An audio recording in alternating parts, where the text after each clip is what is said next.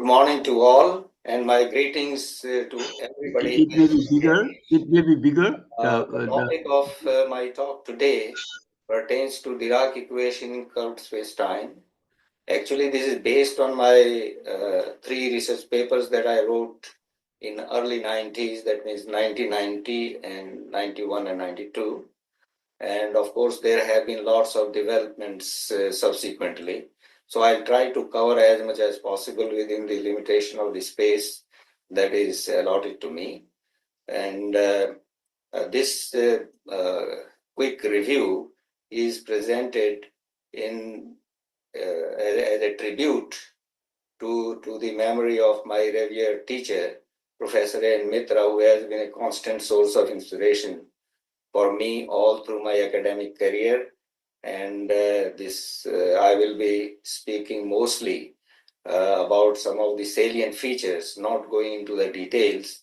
But before I do that, I would like to have a few reminiscences of Professor Mitra, which date back to 1991 to start with. It was in 1961 as a first year student. We were having a class in room number 2, the lecture hall number 2. The class was on mathematical physics, and then suddenly professor comes from the small gate of the office and completely unnoticed. The class did not believe. It was a total astonishment on the part of the students. They could not really recognize that that young man, looking more boyish than a teacher, would really be a teacher indeed. So, but that he was. So that is how we got started with him. That was the very first class that we had in the university after passing out from the school. So he inspired the students by giving anecdotes of brilliant scientists like Fourier and Laplace, and always insisted that people should try to look for beauty in all mathematical formulations that are important for carrying out research in or advancement of theoretical physics particularly. Now, when I was in MSc, he gave a course on QED, quantum electrodynamics, and everybody was enamored of his lectures because he taught long derivations in the class without any notes, without getting aided by any notes. So the class was really very enthused about his, not only about his physical insight into the theory, but also about the language, the fluency, and the brilliance that he exuded. So that was a great source of inspiration to carry out some of those ideas further if ever somebody wanted to take research as a career. Then after I graduated and did my master's and joined college as a lecturer, I wanted to work with him for my PhD. And I talked to him and he immediately said, yes, why not? Then in 1969, he put me into the field of quarks, which were hypothesized just around that time by Gell-Mann and others. So he asked me to try quarks of spin 3/2, because nobody knew at that time whether the quarks carry a spin half or they carry the quarks carry spin 3/2. So he asked me to find out a few static properties, which I did. It took me almost 3 months, and with long calculations of this higher spin quarks that and kind of para quarks, as they were called, because of certain difficulties which were associated with the satisfaction of the Pauli's exclusion principle. So we tried to do this, and when I showed my draft to Professor Mitra, he said, yes, this is a brilliant idea, and you try to get it published. So I sent it for publication, and it was accepted within 2 weeks at Novocimento. So that was my first independent paper on his advice, and it really fueled my zeal to go further into learning the subject. So after graduating, after writing this paper, I was offered a fellowship to work for my PhD at the University of Hawaii.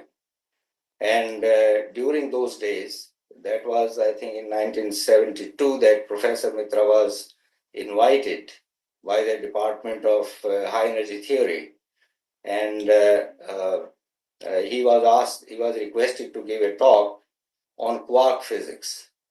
So particularly people were interested as to how he got the idea of quark color symmetry and why color was really necessary. So he gave a wonderful talk which was really applauded by the physics community and also by those who were not practicing physicists. So that was the greatness of Professor Mitra. So then, of course, when he had a tough day at the university with so many engagements, I requested him if he would really like to visit the city and see some of the interesting things that city of Honolulu would offer. So I took him to Waikiki Beach, much against his initial reluctance, just to take him around and be acquainted with how things are shaping up there. So after seeing the life at that beach, he remarked, though briefly, how could anybody do any serious physics in the midst of all those diversions? So these were some of the things that happened at that time. Okay. And then during the same time when I was busy doing my research, there was a conference in Hawaii in 1972, and there Professor Richard Feynman was also supposed to give a series of talks there. His topic of the discussion was pertaining to the quark partons and the associated distributions. And our group was also interested in doing some salient features of quark distributions, which we did and published 2 or 3 papers at that time. So during a discussion, when my professor advisor, PhD advisor, actually introduced me to him, he inquired where I was from. So when I told him I was from the University of Delhi, then he immediately said, wow, do you know Professor Mitra there? I said, yes, I do. He has been my teacher, and he had some excellent words to say about Professor Mitra.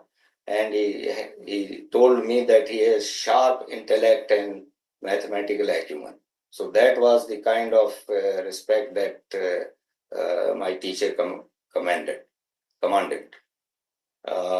Then, after my PhD, I was invited by Professor J.D. Bjorken at Stanford in 1974, and I was invited to give a talk at Stanford, particularly on quark distribution functions.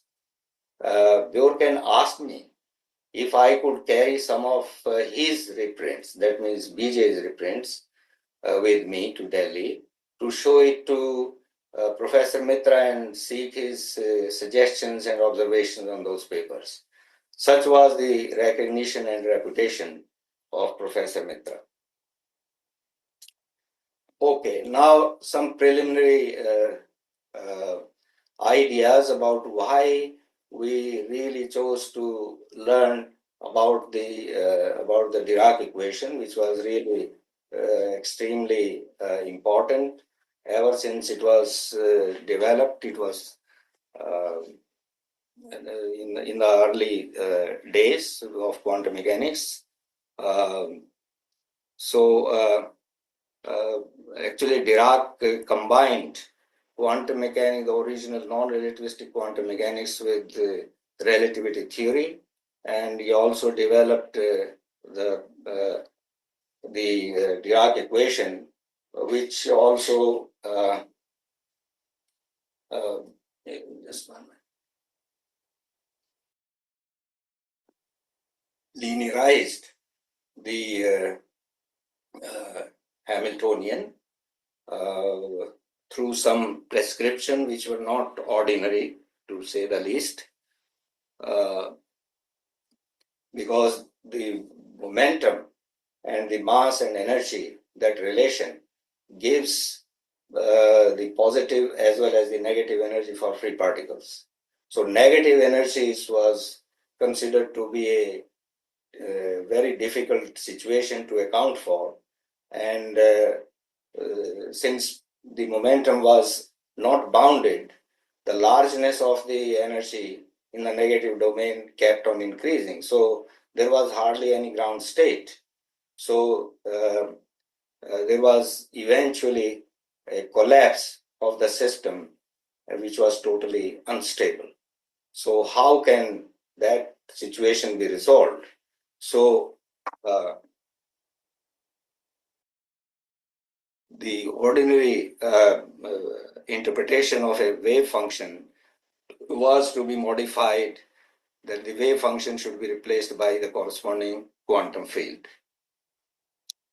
Now, Hamiltonian sphere is given in terms of p square plus m square, where h is I ddt and p is equal to minus I del. So these were the Schrodinger operators, which were already there.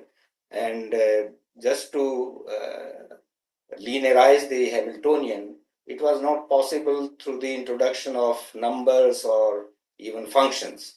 So Dirac proposed that the Hamiltonian could be written in terms of certain matrices. So he linearized it by writing H is equal to gamma 0, gamma dot p plus m. That was a very bold assertion, where gamma 0 and gamma are Hermitian traceless constant matrices, which would satisfy this relation. Gamma nu is given in terms of 2 g mu nu going all the way from 0 to 3. And then when this is substituted back into the relation, we obtain the Dirac equation as I gamma mu del mu minus m operating on psi x, some function psi x, which should give you 0. So this is the celebrated Dirac equation. And in terms of the Feynman / notation, this can be cast in the form that it has been done here, the last line. Okay. Now, since gamma matrices are not unique, the solutions of the equation psi x will also not be unique, but they can be related through some unitary transformations. Both positive and negative energies, energy eigenvalues, will also occur in a single particle interpretation of Dirac equation. So these are some of this is how the solutions would look like. And the positive energy solutions posed absolutely no problem. Particle momentum P and so EP can be positive. So positive energies have no difficulties in explaining. So negative energy solutions created another problem, because for free particles, how can the negative energy be meaningful? So Feynman actually came in and he gave an interpretation that negative energy particles are viewed as positive energy antiparticles moving backward in time and with momentum in the opposite direction.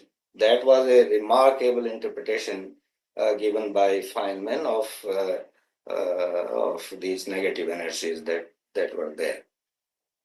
So this is how. Then, of course, the people were interested as to how the electron can also be,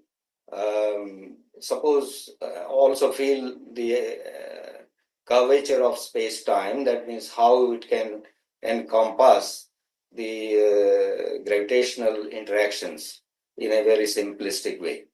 So the Dirac equation can be remodeled through the introduction of these gamma mu, capital gamma mu spin functions.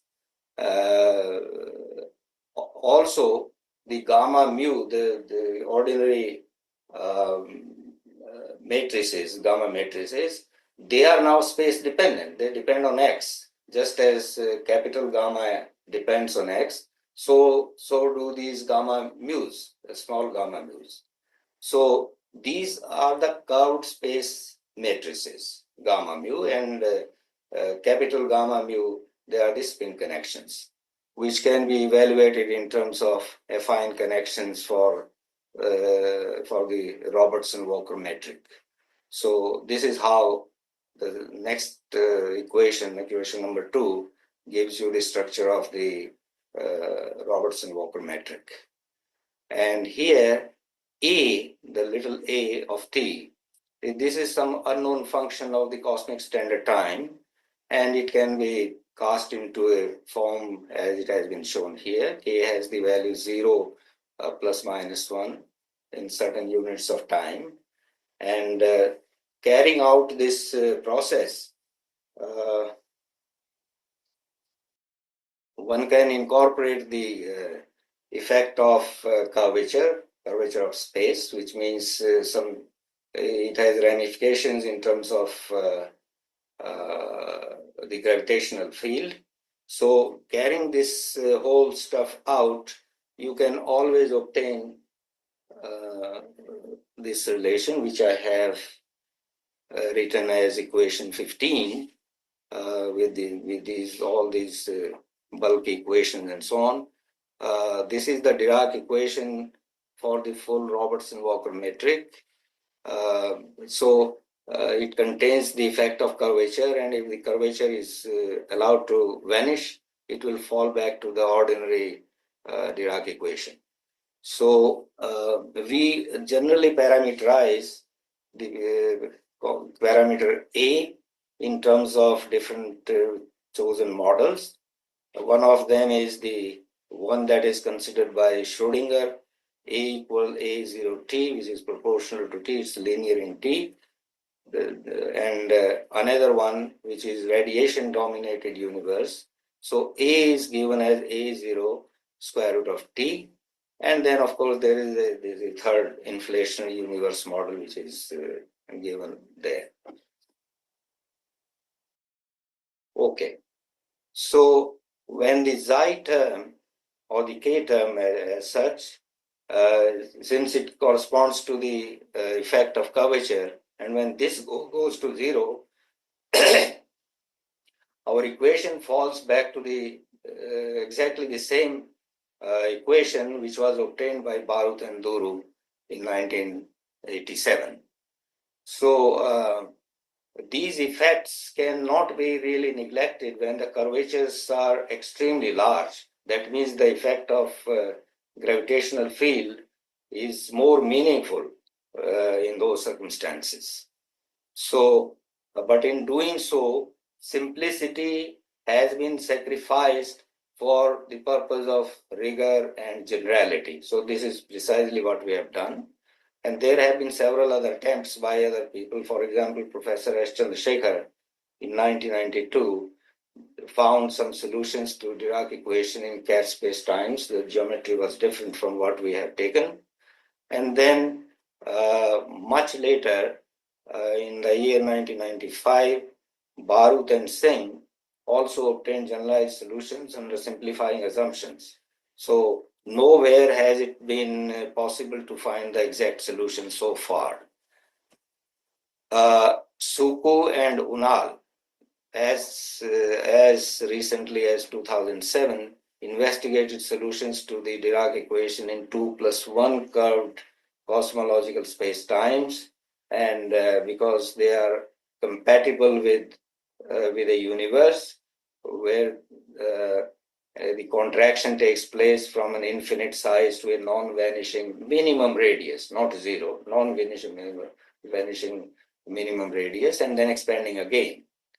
So this is how the solutions have been obtained. Okay. All right. All right. Now I would try to finish this by closing comments. For instance, the linearizing the Hamiltonian through redefinition was found to be intellectually very discomforting in the beginning, as it was undoubtedly a new and bold departure from the routine. And this is precisely what happens with most of these radical ideas. However, this is not surprising, as most of these ideas are generally greeted with suspicion and in many cases with disdain, till they are comprehensively refuted by the experimental evidence. Dirac's theory, based on these unconventional premises, proved to be a game changer, however, as everybody knows now, when the predictions were successfully tested against experimental findings. Now, Dirac was a very different kind of a personality as a scientist, as a person. So he was described as a taciturn genius whose whose volubility was described by his colleagues at Cambridge University, though unwittingly, in terms of a unit which they coined as Dirac, one Dirac representing one word per hour. That was after a lot of insistence on the part of Dirac, because earlier his friends and colleagues had defined that unit as one word per year rather than per hour. So that was an agreed kind of volubility that was ascribed to him.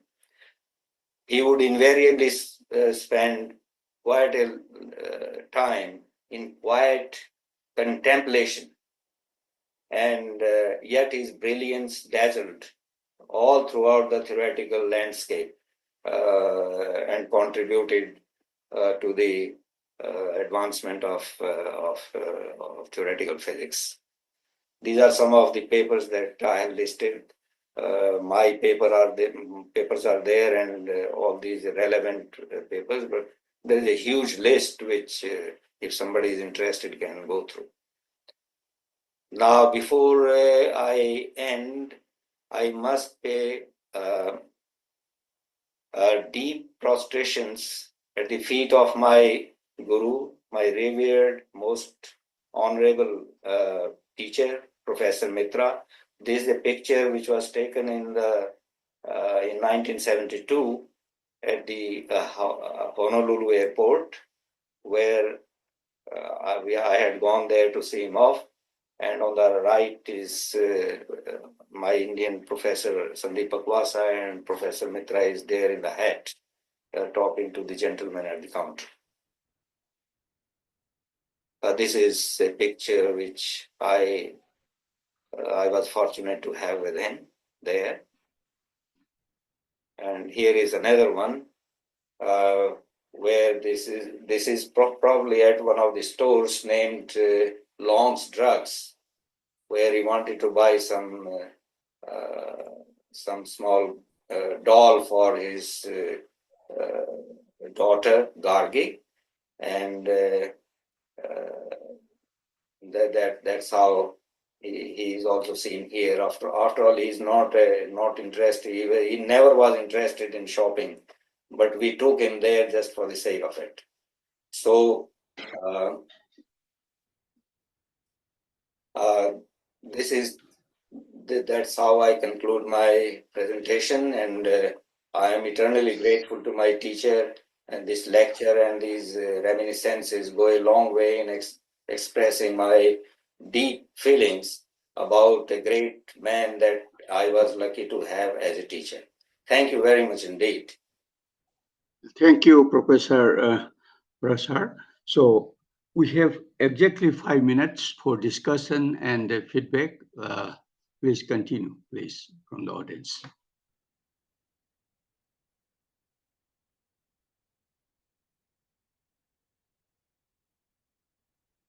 Please, question from the audience.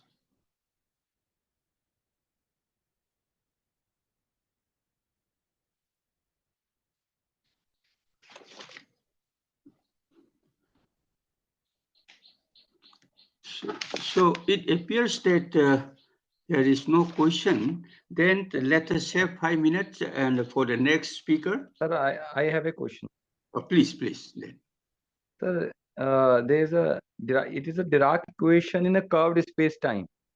So I don't know, as I know, to write down Dirac equation in a curved space-time, we generally use some another notation, means some beer binds. So I just want to ask whether I am right or wrong. Can someone?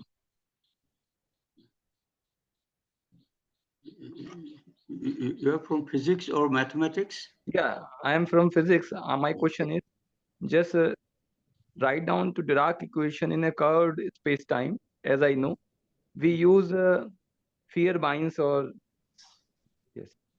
So Professor Kulsister may be giving the answer. Or any Professor Parashar may answer the question. I know very little about it, but I think it's the correct description that I know. It is primarily from beginner, as I read it on some supergravity papers. And so in the Minkowski space, your gamma matrices are fixed; they are constant. And of course, they obey the usual Clifford algebra and so on.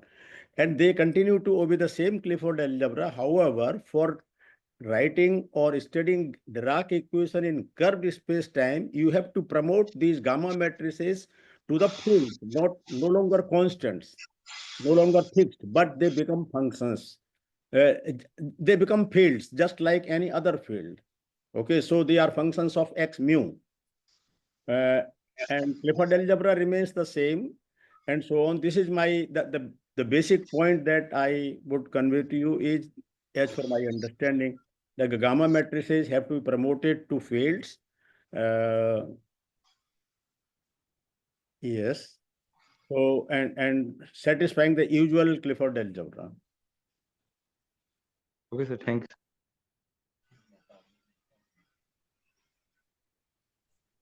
Can I Professor also? Kaushal has. Yeah, actually, when you do the abstraction aspect, either covariant formulation or very abstract formulation, these fear lines they appear. But here, the curvature is introduced by introducing the x dependence in the matrix itself, that kind of thing. So I think somewhat easier and different style from the formulation of GTR. Thank you, sir.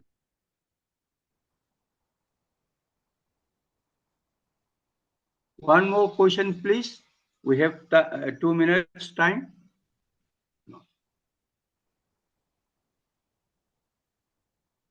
So, although if there is no question, I want to give a comment that after Dirac equation, Ettore Majorana formulated Dirac equation in a different style that it should be completely real by choosing 4 set of matrices the Dirac equation is made real, completely real. Then he interpreted that once it is real, psi should be equal to psi star. It will be self-conjugate. This is how Majorana neutrino, Majorana particle.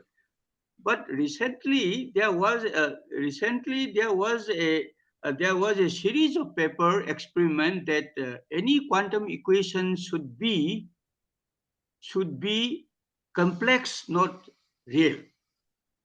So I don't know how far it is true, but it is going on.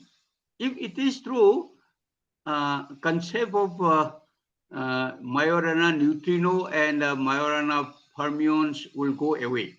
That is what I learned, but it is in my field. I don't know much about. It is my comment. Anybody, Professor Haridas or anybody?